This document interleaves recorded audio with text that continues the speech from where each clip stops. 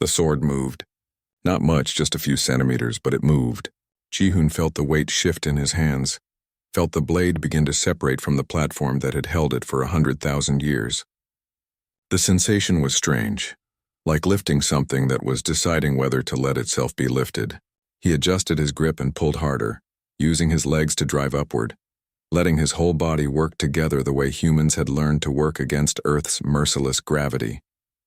The sword rose further, clearing the platform completely, and suddenly it was free and he was holding it. The weight was incredible, 40 kilograms at least, maybe more. All of it balanced along 2 meters of dark metal that seemed to drink in the light around it. Ji-hoon's arms trembled with the effort of holding it upright. His shoulders burned, his core muscles screamed in protest. But he kept the blade steady, kept it raised because he could, because his body knew how to do this, because every human body knew how to fight against weight and mass and the constant downward pull of a world that had never shown mercy. He stood there holding the blade of Titans while the expedition members stared in absolute silence, and then he grinned and said the only thing that felt right in that moment. Just like old times, the chamber exploded with light, not from their lamps or equipment, but from the walls themselves. Ancient systems that had slept for 100 millennia suddenly woke and came alive all around them. Lines of blue energy raced along the carved symbols, illuminating the text so that everyone could read it clearly. The domed ceiling became transparent, showing not the temple above but a projection of space, of stars, of worlds beyond counting. Holographic displays materialized in the air, showing images and data in the predecessor language. The platform where the sword had rested now glowed with the same blue light, and from its center rose a figure. The hologram was 2.5 meters tall, humanoid in shape, wearing armor that looked like it was made from the same material as the sword. The face was hard to make out clearly through the projection, but Ji-hoon could see enough. 2 eyes, a nose, a mouth, proportions that were almost human but not quite. The figure looked at Ji-hoon and spoke, its voice resonating through the chamber in a language that the translator struggled to interpret. Inheritor recognized. Genetic markers compatible, physiological structure within acceptable parameters. Welcome, child of the crucible worlds. Welcome to the legacy of those who came before. Belrain's crystalline body was chiming wildly, ringing like an alarm. This is impossible. The predecessors have been gone for 100,000 years. No one knows what they looked like. No one knows how they spoke. And this hologram is calling the human an inheritor. The projection turned to face Belrain. I am the Sentinel, guardian of this armory and keeper of knowledge. I have waited long for one who could claim the weapons of my people. Many species have come to this place over the ages. All were found wanting. None could lift even the simplest of our blades. You have evolved away from the crucible. You have chosen comfort over strength, ease over endurance. There is no judgment in this. It is simply what you are. Lixa stepped forward, her diplomatic training overriding her shock. Are you saying that humans are related to the predecessors? That we share common ancestry? The Sentinel's holographic head tilted slightly. No, you are not our descendants. Your species evolved independently on a world we never touched, but you evolved under similar conditions. Your world is a crucible as ours was. High gravity, violent weather, dangerous life, constant struggle. These conditions forge beings of a particular type. Dense bones, powerful muscles, redundant organs, efficient healing. Bodies built to endure. Thorin's voice was quiet, almost reverent. We are not built to endure. We are built to thrive. People engineered away pain sensors, made our bodies perfect for the environment we chose. We are stronger than any human, but only in the conditions we control. The Sentinel nodded. Strength comes in many forms. You have strength in your chosen environments. But the humans have strength that travels with them. They carry their world's pressure in their bones and blood. They cannot set it aside, and so when they face challenges built for beings like my people, they can meet those challenges. The sword weighs 43 kilograms. For most species in this galaxy, that weight is impossible to wield in combat. For a predecessor warrior, it was standard issue. For a human, it is difficult but achievable. Ji-hoon was still holding the sword, his muscles adapting to the weight, finding the balance point. He tested a simple stance, moved the blade through a basic guard position. It felt right. Heavy, yes. Demanding, absolutely. But right. Like weapons his ancestors might have carried into battle when steel was the highest technology available. Why did you leave these weapons behind? He asked. Why build armories and then disappear? The Sentinel's expression, as much as a hologram could have expression, became sad. We prepared for a war we did not live to fight. The Vexcori swarm came from beyond the galactic rim, a species that consumed everything in its path. We built weapons, trained armies, prepared defenses, but the swarm carried with it a dimensional plague that killed us before we could face them in battle. We died in our billions, died in our ships and homes and armories. We died trying to create weapons that could stop what was coming. The chamber went silent except for the hum of ancient machinery coming back to life. Nari was the first to speak, her voice barely above a whisper. Did you stop them? Did the swarm die with you? The Sentinel shook his head slowly. No. The swarm withdrew after our species fell, returning to the void between galaxies. But the threat did not end. The swarm sleeps for thousands of generations between feedings. They will return. And when they do, the galaxy will need warriors who can wield our weapons, who can wear our armor, who can crew our ships. We built everything for beings like ourselves, never imagining that we would not be here to use it. Velrain moved closer to one of the holographic displays, studying the information appearing there. These symbols show the location of other armories across the galaxy. There are dozens of them, maybe hundreds, all filled with predecessor weapons, all waiting for beings who can lift them. He turned to look at Ji-hun, who was still holding the massive sword. All waiting for humans. Lixa's antennae twitched rapidly, a sign of extreme agitation. The council must be informed immediately. This changes everything. Humans are not just another member species. They are the only species who can access predecessor military technology. Ji-hun lowered the sword carefully, letting the point rest on the platform. His arms were shaking from the effort of holding it for so long, but he felt energized rather than exhausted. I need to know something, he said to the Sentinel. Are there more weapons here? Can other humans lift them? The hologram gestured and a section of wall slid open, revealing a corridor that stretched into darkness. This temple is one armory among many. It contains 3,000 weapons, 500 suits of armor, and 20 spacecraft, all designed for warriors from high-gravity worlds, all waiting to be claimed by those capable of bearing them. Nari moved to stand beside Ji-hun, looking down the revealed corridor with wide eyes. 3,000 weapons. And you said there are dozens of armories? The Sentinel nodded. 73 armories remain intact across the galaxy. Most are larger than this one. Together they contain enough equipment to outfit an army of 2 million soldiers. The numbers were staggering. 2 million suits of armor. 2 million weapons.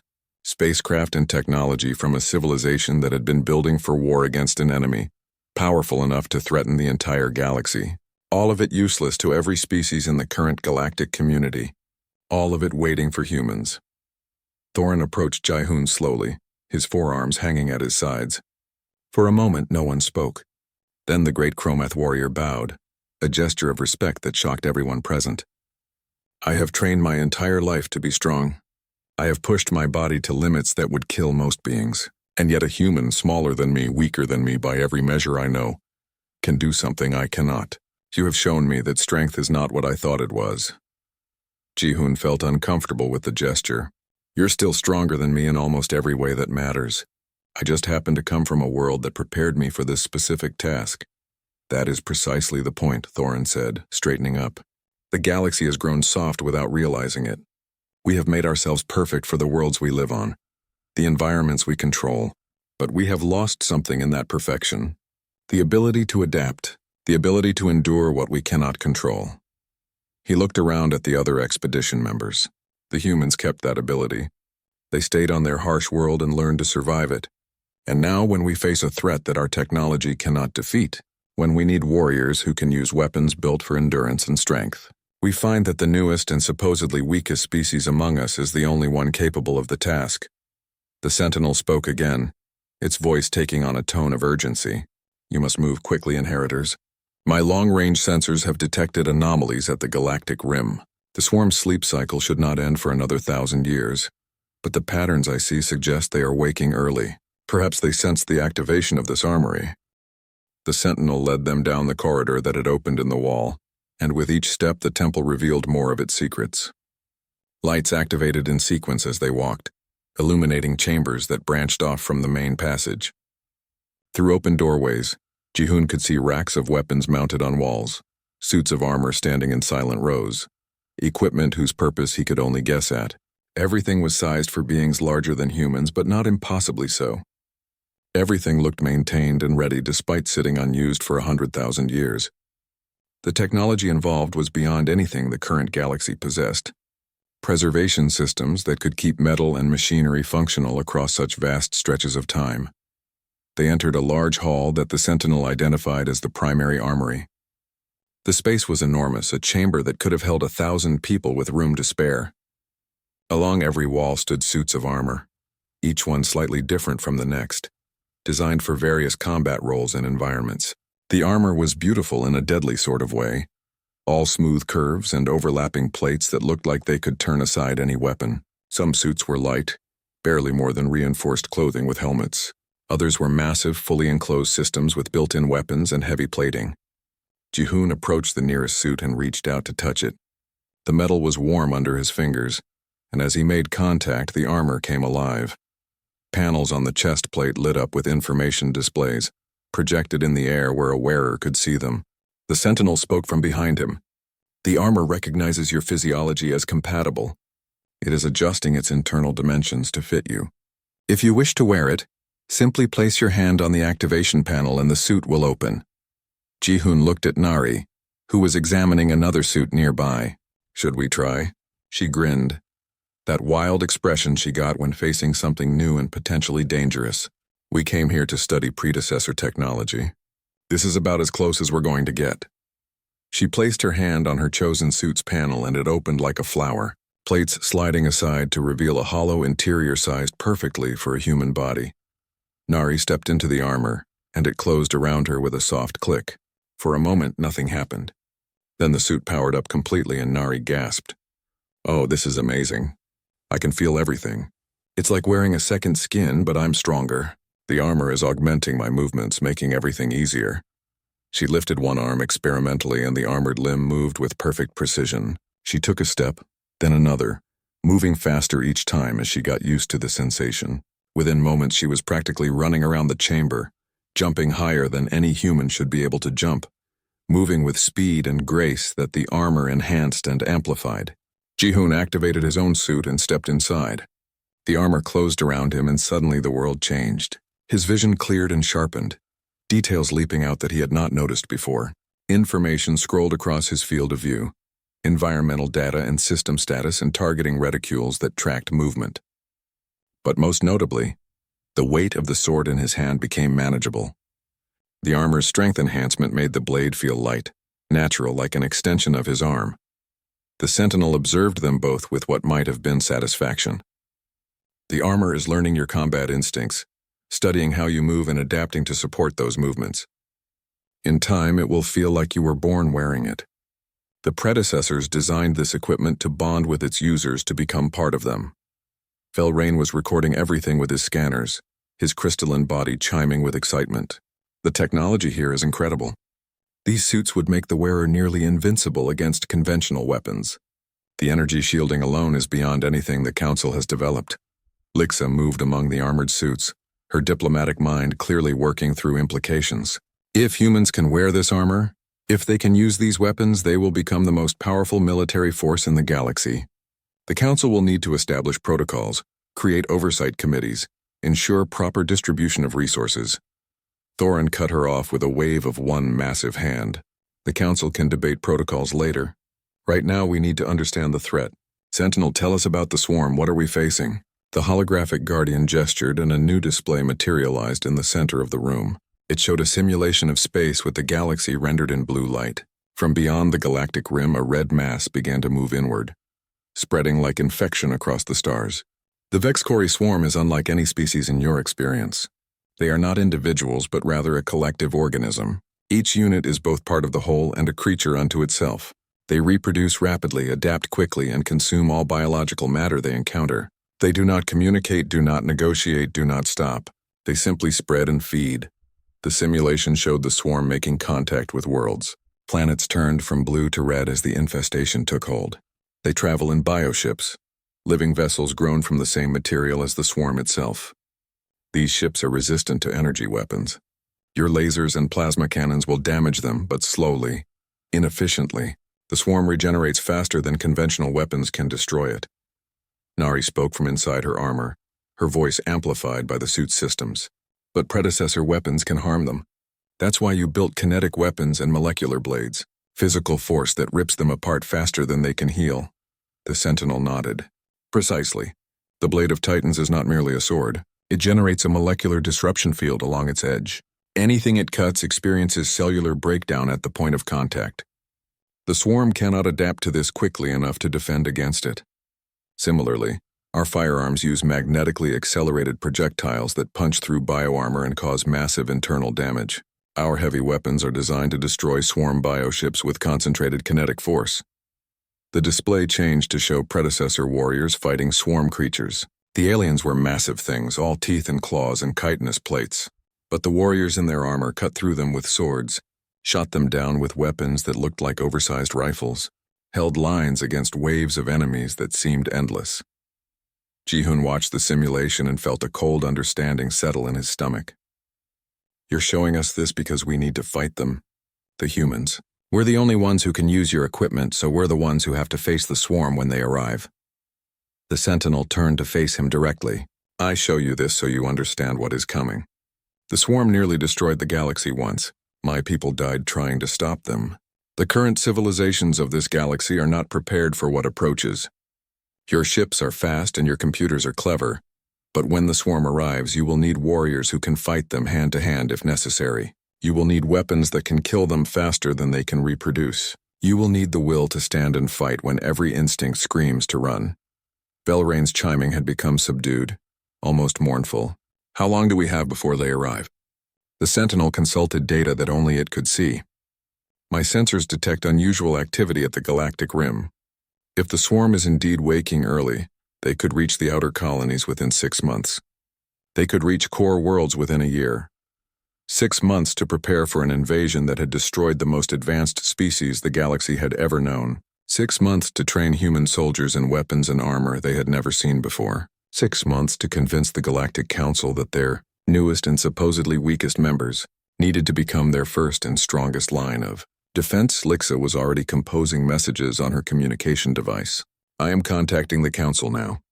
They need to know everything. The predecessors, the weapons, the swarm, all of it. Thorin approached one of the larger armored suits, studying it with his 4 eyes. This equipment will not fit my species. The proportions are wrong, the gravity requirement's different, but I can train with you. I can teach human soldiers what I know of combat tactics and strategy. My people have fought wars across the galaxy for generations. That knowledge, combined with this equipment, might be enough.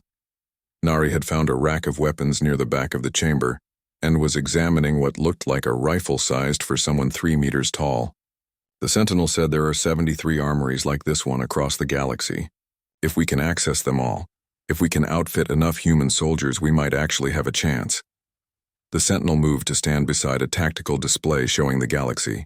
Each armory is keyed to recognize inheritors.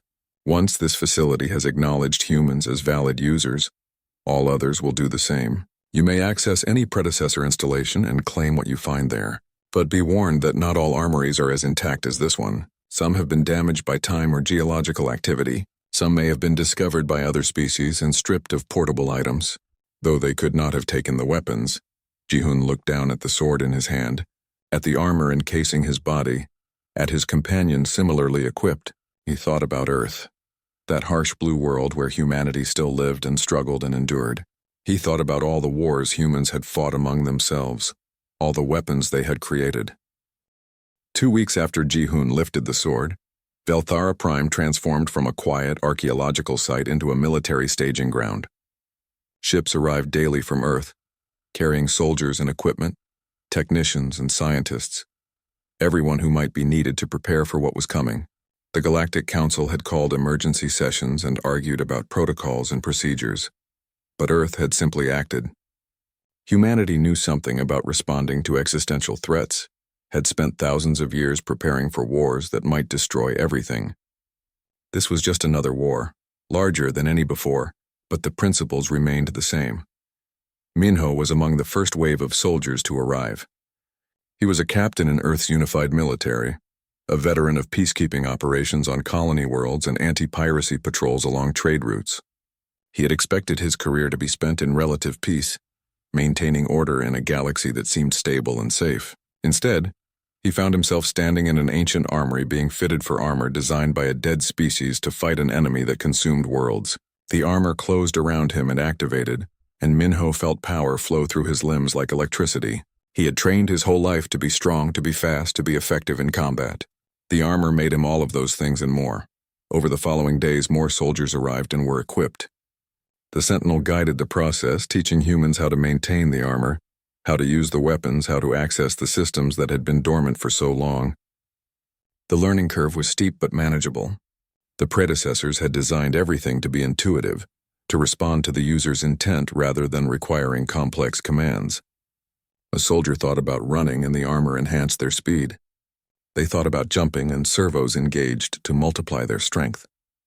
The weapons were similar, adjusting to the user's grip, assisting with aim, providing feedback through haptic systems that made targeting feel natural. Hana led the technical team studying the predecessor technology.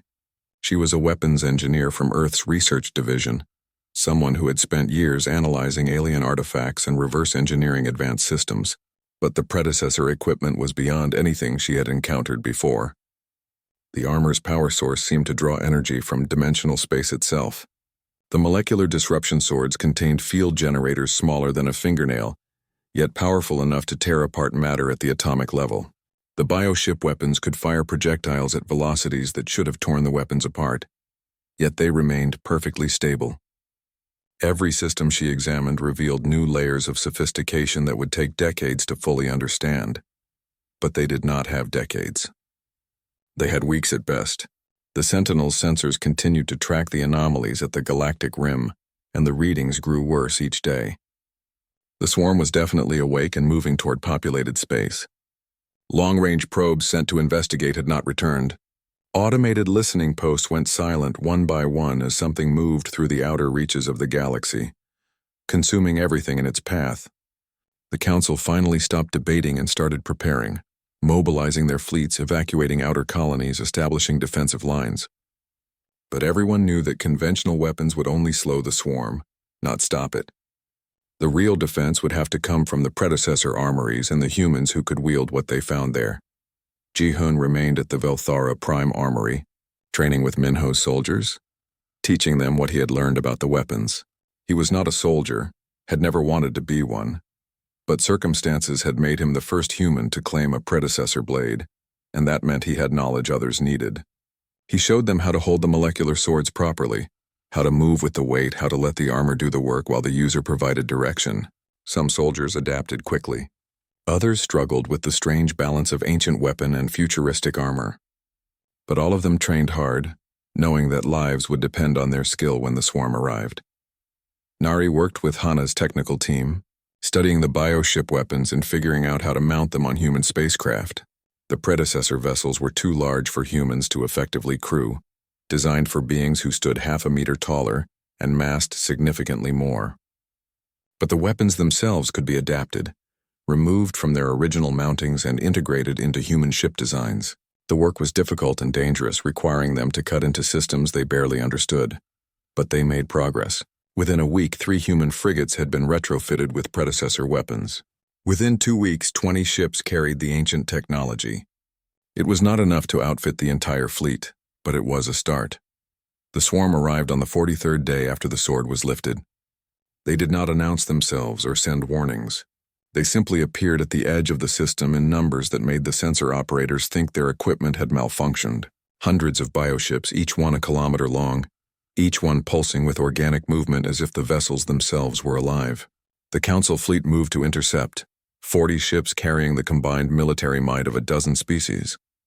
The human contingent consisted of 30 vessels, all retrofitted with predecessor weapons, all crewed by people who had never faced anything like what was coming. The battle began at extreme range. The Council ships opened fire with their energy weapons, brilliant beams of coherent light and superheated plasma that crossed the void and struck swarm bioships. The alien vessels bubbled and burned where the energy hit them, tissue charring and boiling away. But the damage sealed itself within seconds, new growth replacing what had been destroyed. The bioships regenerating almost as fast as the weapons could fire. The human ships waited until the range closed, their predecessor weapons requiring line of sight to be most effective. When the swarm fleet came within 10,000 kilometers, Minho gave the order to fire. The kinetic weapon spoke with voices like thunder. Electromagnetically accelerated projectiles, each one massing several tons, tore across space at velocities approaching light speed. When they hit the swarm ships, they did not burn or melt. They punched through, ripping massive holes in bio-armor that could not heal, because there was nothing left to regenerate from. Secondary explosions rippled through the alien vessels as vital systems ruptured. One bioship broke apart completely, spilling atmosphere and organic matter into the vacuum. Another listed to the side, drives failing, momentum carrying it out of formation. The human weapons were working exactly as the predecessors had designed them to work, but the swarm adapted quickly. The bioships changed formation, spreading out to minimize concentrated fire. They released smaller craft, fighter-sized organisms that moved with terrifying speed and agility. These creatures swarmed the human ships, attaching to hulls, cutting through armor with claws and acid. The battle became chaos. Point defense weapons firing constantly, fighters engaging in close combat, larger ships trying to maintain formation while smaller threats crawled across their surfaces. 3 council ships were overwhelmed, their hulls breached, their crews consumed. The human vessels fared better, their armor stronger, but they were taking damage. On the surface of Velthara Prime, Ji-hoon watched the battle through displays in the Armory Command Center. He could see the tactical situation deteriorating, could see the swarm beginning to push through the defensive line. If they broke through completely, they would reach the planet and the armory would be lost. He turned to the soldiers assembled in the chamber. Nearly 500 humans in predecessor armor carrying weapons designed for a war that had ended before their species evolved. They're going to need ground support. Some of those swarm fighters will make it through. We need to be ready. Minho checked his weapon, a rifle that looked like it was carved from a single piece of dark metal. The Sentinel said this temple has point defense systems. Can we activate them? The holographic guardian appeared as if summoned by the question. Temple defenses are active and will engage any swarm organisms that enter range. But the swarm will send ground forces specifically to overwhelm static defenses. You will need to hold the exterior until the fleet can drive them back. Ji-hoon lifted the blade of Titans, feeling the weight settle into his grip like an old friend. Then we hold, just like old times. The first swarm creatures landed an hour later. They came down in drop pods of organic material that slammed into the desert around the temple, splitting open to release horrors that human nightmares could not have imagined. The creatures were all teeth and claws and chitinous armor, moving on 4 legs or 6 or 8 depending on their design. They ranged in size from wolf-like hunters to massive brutes that stood 3 meters tall. They made sounds that hurt to hear, screaming challenges as they charged toward the temple where humans in ancient armor waited to meet them. The molecular swords cut through swarm flesh like it was paper. Ji-hoon led a squad out to meet the first wave, his blade leaving trails of blue light as it carved through alien bodies. The disruption field broke down organic matter instantly, turning solid tissue into dissolving fragments. The creatures learned quickly that approaching the humans with swords was death, so they adapted, staying back, trying to overwhelm through numbers. Hwan floated in the darkness and watched pieces of his ship drift past him, like dead leaves in autumn wind. His oxygen gauge blinked red and he had maybe 50 minutes left before his lungs would burn, and his vision would fade and he would become just another piece of frozen debris spinning through the void. The battle had ended 3 hours ago and the enemy. Ships had torn through his reconnaissance vessel like it was made of paper, and now his entire crew was gone, and he was alone with nothing but the sound of his own breathing inside his helmet and the cold certainty that no rescue would come in time. The alien warships moved through the wreckage field like sharks hunting for survivors, and Hwan made himself small behind a twisted sheet of hull, plating and prayed they would not see him. These were Velkhari ships, and everyone in the Defense Corps knew what that meant. The Velkhari did not take prisoners, and they did not show mercy, and they definitely did not leave witnesses. They were the nightmare species that had conquered half the Markir, known galaxy before humanity had even left Earth, and their reputation was built on the bones of 1,000 extinct civilizations.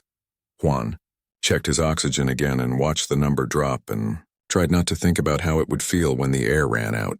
He thought about his training instructors back on Earth, who had drilled into every cadet that survival.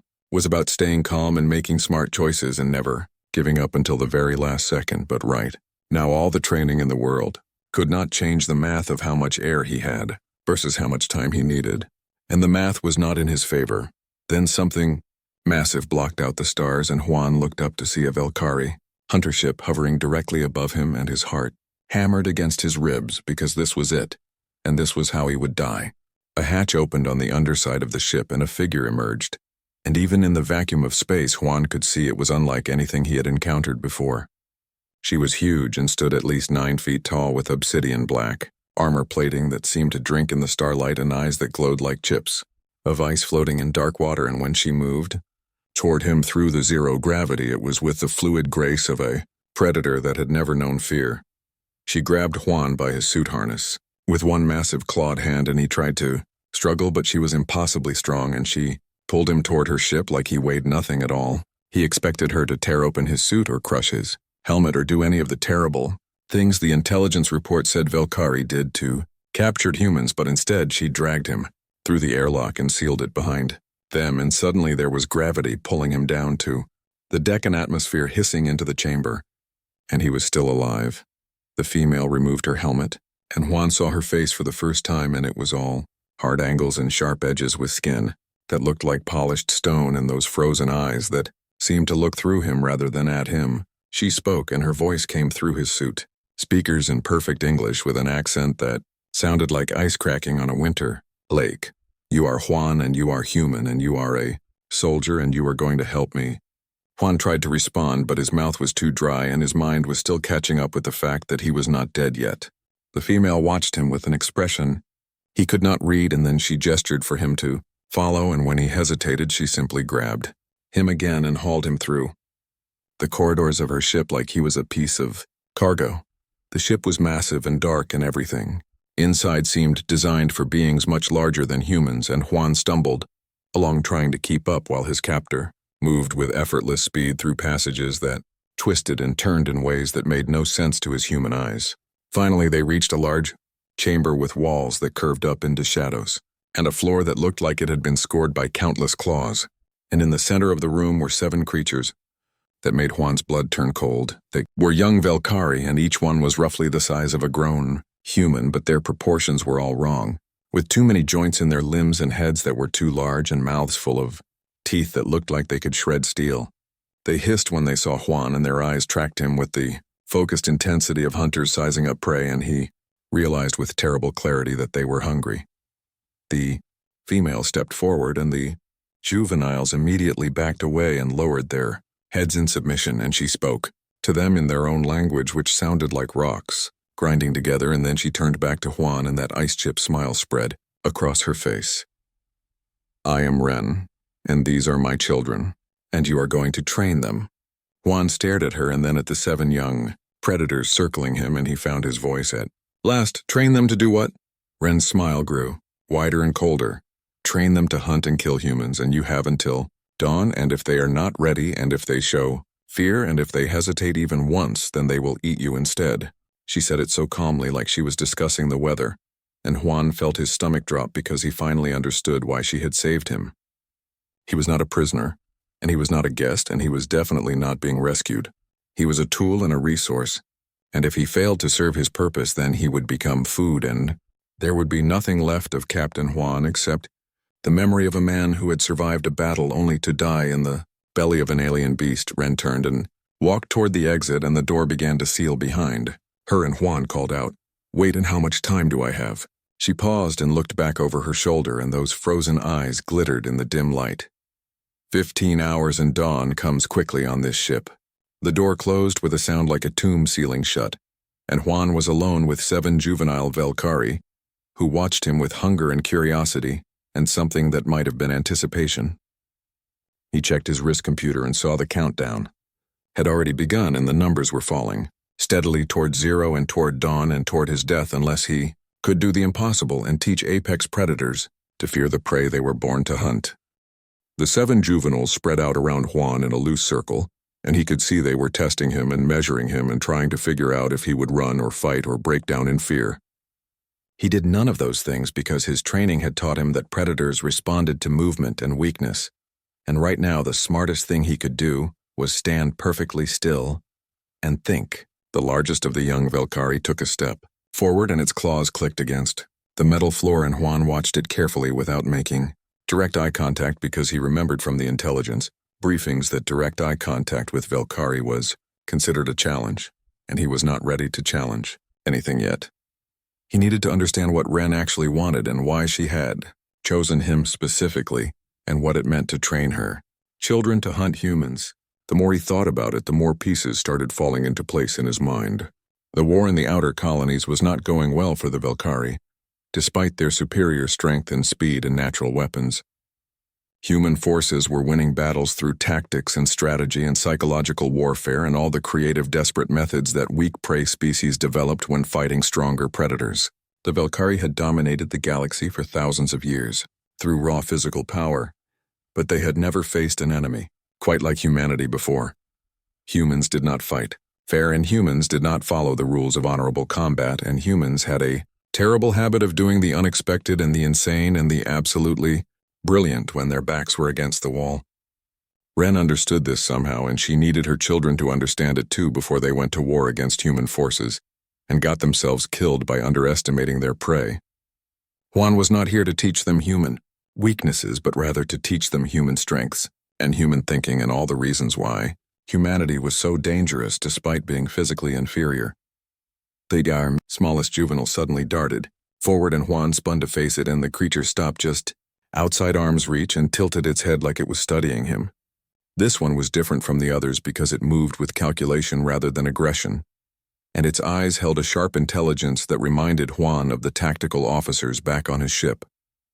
He decided to call this one Clever in his head, because he needed some way to tell them apart, and their real names were probably unpronounceable anyway. The largest one he would call Strong because it clearly relied on size and power, and the way it carried itself suggested it was used to being the dominant one in the group. There was a pair that moved together like they shared one mind, and he labeled them left and right for simplicity. Another hung back from the others and seemed content to observe and learn, and Juan thought of that one as Watcher. The last two were harder to read, but one seemed nervous and fidgety, so he became Quick, and the final one had scars along its armor plating, so Juan named it Survivor. Now that he had names for them in his mind, he could start thinking tactically about how to approach this impossible task. He had 15 hours to teach 7 young apex predators to be afraid of humans, or at least to respect humans enough that they would not hesitate or show weakness in actual combat. The problem was that everything about their biology and culture told them they were superior and humans were prey, and prey did not win against predators. He needed to break that assumption, and he needed to do it in a way that would stick in their minds forever. Juan looked around the chamber and saw it was mostly empty except for some storage containers along the walls and what looked like training equipment designed for beings much larger than him. There was a door at the far end that probably led to other parts of the ship, and overhead he could see observation windows where Ren was likely watching everything. He walked slowly toward the storage containers, and the juveniles followed him with their eyes but did not attack, and he took that as a good sign. Maybe they had been ordered not to kill him immediately, or maybe they were just curious about what this strange small creature was going to do. Inside the first container he found what looked like training, weapons and armor and various pieces of equipment he did not recognize. The second container held more interesting items, including what appeared to be human salvage from destroyed ships, and Juan felt a chill run down his spine when he saw a helmet from the Defense Corps, with a name stenciled on the side that he recognized. These children had been fed pieces of human technology, and maybe pieces of human soldiers too, and Ren wanted them to understand their enemy on a deeper level than just knowing how they tasted. The third container was locked, but Juan managed to force it open, using a piece of debris, and inside he found exactly what he needed. There were human weapons, including a plasma cutter and some explosives, and even a working communicator, though he doubted it would reach anyone who could help him. More importantly, there were tools and wire and components he could use to build traps and demonstrations and all the clever human tricks that the Velkari had never seen before. He grabbed the plasma cutter and checked its charge and found it was still half full, and that would be enough for what he had in mind. The juveniles had moved closer while he was searching the containers, and now they formed a tighter circle around him, and he could hear their breathing and smell the strange metallic scent that came off their bodies. Strong took another step forward, and Juan knew he was running out of time to establish himself as something other than prey. He activated the plasma cutter, and the tool hummed to life with a bright blue glow, and the juveniles immediately backed away and hissed because the light and sound were unexpected and possibly threatening. Juan kept his movements slow and deliberate as he walked to the center of the chamber and began cutting into the metal floor. He worked quickly and carefully and created a pattern of cuts that would weaken the floor in specific places, and when he was done, he stepped back and looked at his work. "First lesson," he said, out loud, knowing that Ren was listening and probably translating for her children. "Humans do not fight with strength, and humans do not fight with honor, and humans do not fight the way you expect." He pointed at Strong and gestured for the large juvenile to come forward. The creature looked confused, but it was clearly the dominant one in the group, and it would not back down from a challenge issued by prey. Strong charged at Juan with surprising speed, and Juan waited until the last second before diving to the side, and the juvenile's weight came down on the weakened section of floor, and suddenly the metal gave way and collapsed into the chamber below, and Strong fell through the hole with a startled shriek. The other 6 juveniles froze in shock, and Juan stood at the edge of the hole and looked down at Strong, who was sprawled on the deck below, looking dazed and confused and probably embarrassed. The fall had not seriously hurt the creature, but it had hurt its pride, and more importantly, it had shown all of them that the small, weak human had made. The large, strong Valkyrie look? "Foolish. That is how humans fight," Juan said quietly. "We use our environment, and we use our minds, and we turn your strength against you." He could see Clever watching him with new respect, and even Watcher had moved closer to get a better look at what the human had done. Juan knew he had bought himself some time and some credibility, but he also knew that one demonstration was not enough. He had 14 hours left until dawn, and he needed to pack a lifetime of human military doctrine into those hours, or he would become the next meal for Ren's hungry children.